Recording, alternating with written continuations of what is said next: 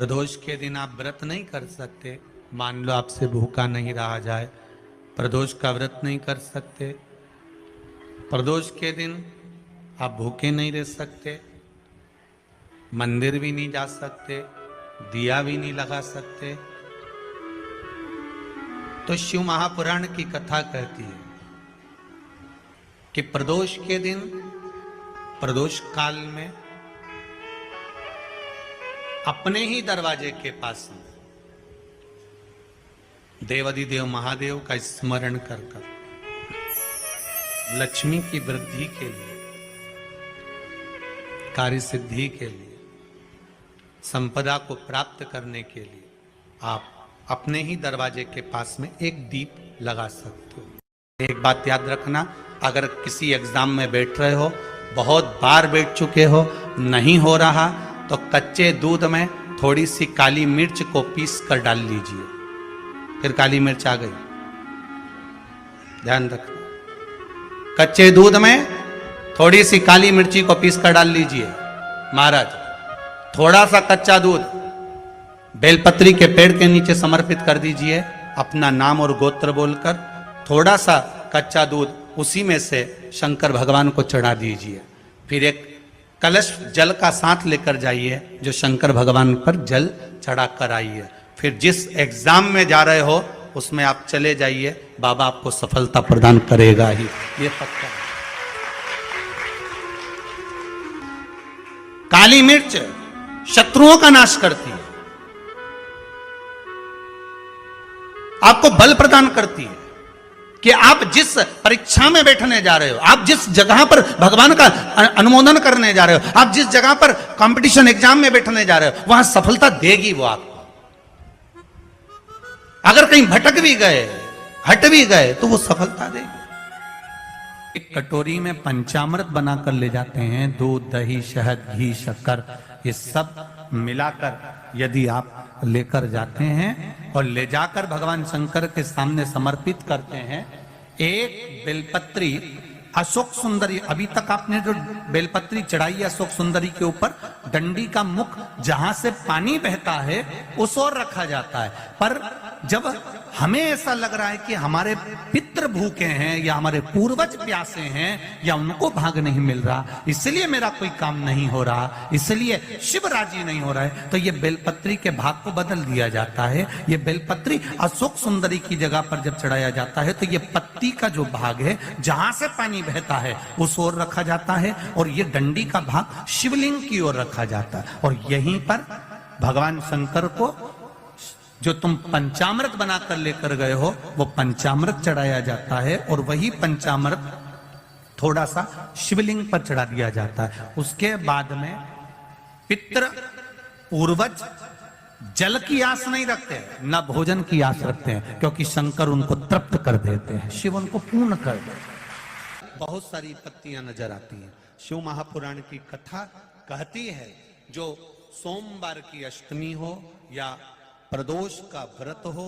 या 12 महीने की शिवरात्रि हो या किसी भी दिन प्रदोष काल के अंतर्गत शंकर भगवान को एक शमी का पत्ता कोई भूलवश भी समर्पित कर देता है, तो जितनी एक पत्ती में पत्तियां होती है और उस पत्ती के अंदर भी एक पत्ती को तोड़ने के बाद जितनी पत्तियां होती है, उतने जन्म मृत्यु लोक में मनुष्य के नहीं होते। 84 लाख योनियों में से वो योनियां कट जाती हैं और देव योनि प्राप्त हो जाती। एक शमी पत्र की इतनी महत्वता है।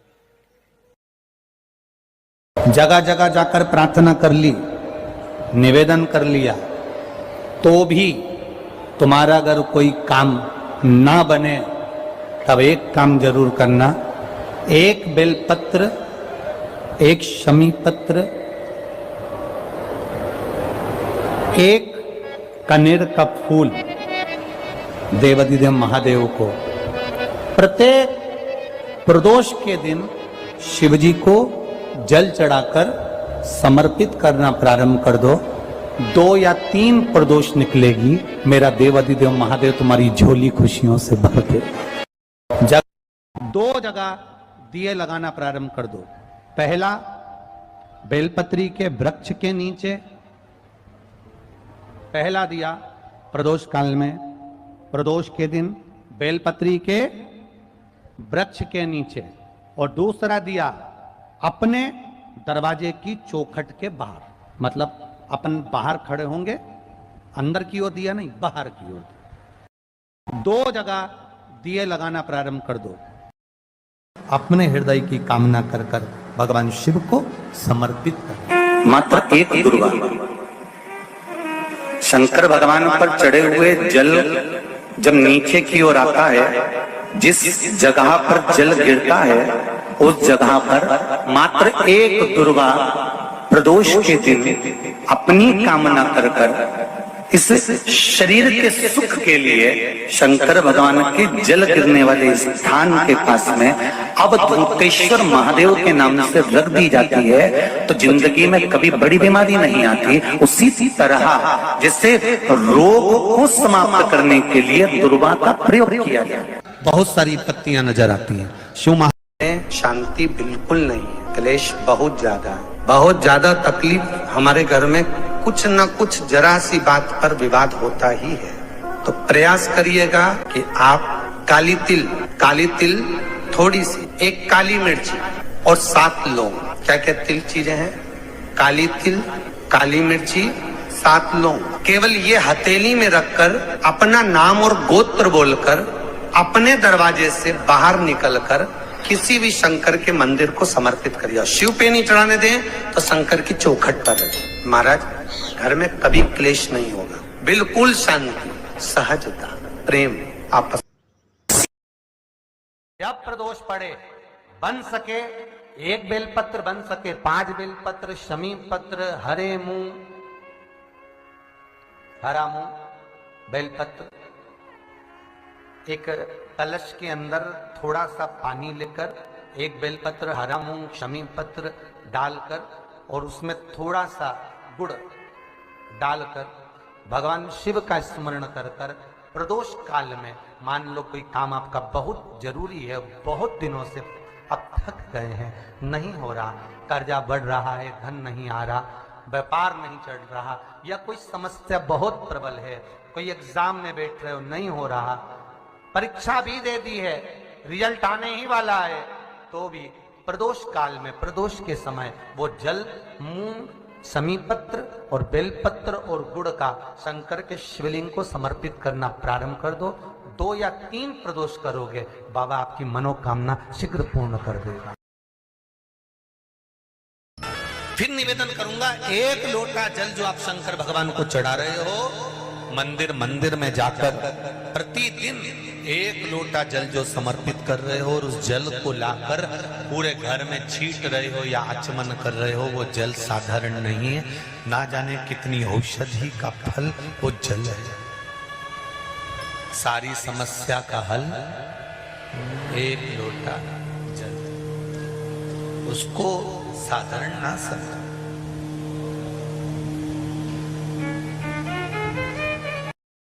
फिर निवेदन करूंगा, 1 लोटा पर कर भगवान पर चढ़ाई गई शमी पत्र,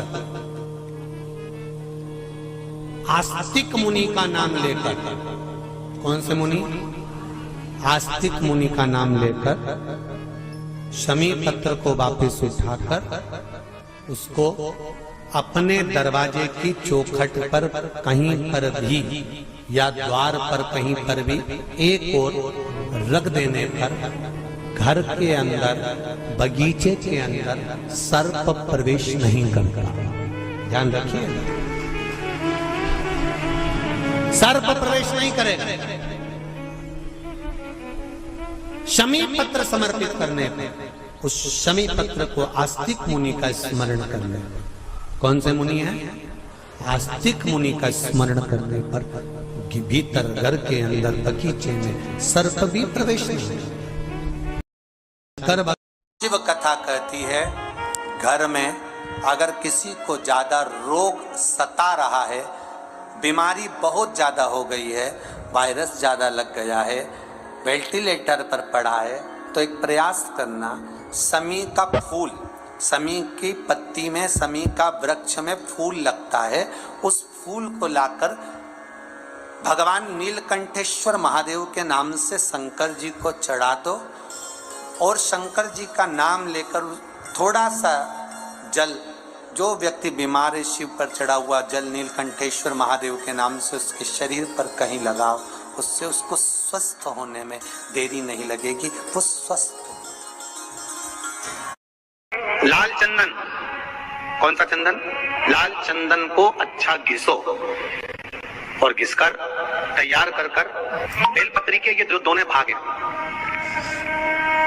दर्शन हो रहे हैं आप लोगों को? लाल चंदन घिसो और घिसकर बेलपत्री के ये दोनों भाग हैं, दोनों पत्तियां जो नीचे की हैं, इसमें उस चंदन को लगा लीजिए।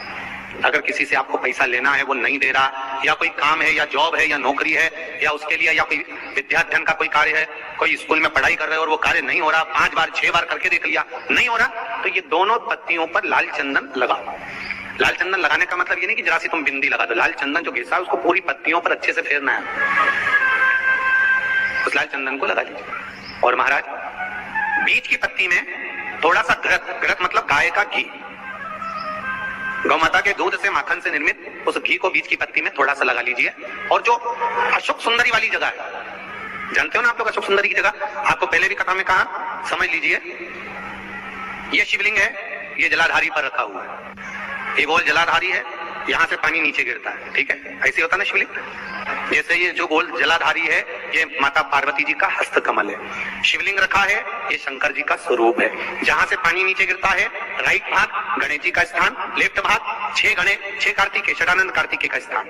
जहां शिवलिंग का जहां पानी जाता है उसके बीच में एक मोटी सी लाइन होती है, वो शंकर भगवान की सबसे छोटी लड़की जिसका नाम अशोक सुंदरी है उसका स्थान। तो शिव जी की जो सबसे छोटी लड़की है अशोक सुंदरी, उस अशोक सुंदरी वाली जगह पर इस बेलपत्र को प्रदोष के दिन या सोमवार के दिन आप घी वाली बेलपत्र को अशोक सुंदरी वाली जगह पर रखकर, ये जो चंदन लगी हुई बेलपत्र है इसका मुख ऐसा सीधा की सीधा रखोगे तो गणेश जी की ओर हो जाएगा, षडानंद कार्तिकेय की ओर हो जाएगा। अपनी कामना कर जिससे धन लेना है, पैसा लेना है या जो कार्य निकालना है वो नहीं निकल रहा, बहुत प्रयास कर लिया, अदालत में 50 बार हो जाए, काम नहीं हो रहा, तब इस बेलपत्र का प्रयोग करना, बाबा से विनती करना और विनती कर वापिस सजाना। केवल 2 प्रदोष या 2 सोमवार कर लीजिए, बाबा आपकी मनोकामना पूर्ण कर देगा। उस बेलपत्र का सुख। हम मंदिर में दीप क्यों लगाते हैं? दिया लगाने का कारण क्या होता है? दिया लगाने का केवल एक कारण होता है, हम भगवान के मंदिर में प्रकाश करने के लिए दिया नहीं लगाते, हम भगवान के मंदिर में उजाला करने के लिए दिया नहीं लगाते। शिव महापुराण, पद्म पुराण और हमारा शास्त्र वर्णन करता है कि हम जब भगवान के मंदिर में दिया लगाते हैं, दीप प्रज्वलित करते हैं, तो दिया परमात्मा के लिए नहीं लगाते। जब हम दीप प्रज्वलित करते हैं तो जैसे ही मंदिर में प्रकाश होता है वैसे ही हमारी जिंदगी में चारों तरफ प्रकाश होना प्रारंभ